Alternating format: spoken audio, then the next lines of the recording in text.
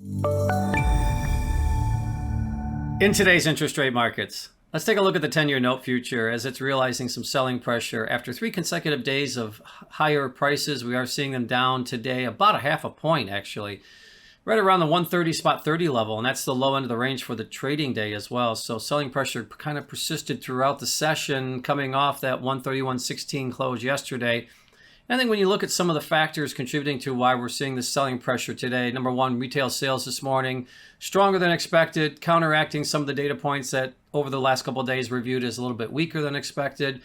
And I think, that's one of the catalysts as to why we're seeing the selling pressure. Number two, this kind of plays into the Fed narrative, the idea that they will begin tapering, also the belief that it will have an impact on the shorter end of the curve, more so than the longer end of the curve if the Fed does decide to adjust liquidity provisions. Even though interest rates, they've indicated, will stay at the lower bound for an extended period of time, you can see the markets adjusting for the possibility of some of those liquidity provisions, coming out of the market over the next several months. And I think, I want to point out, when you look at the yields today, we are seeing the 10-year yield jumping up quite a bit, about 5.5 basis points.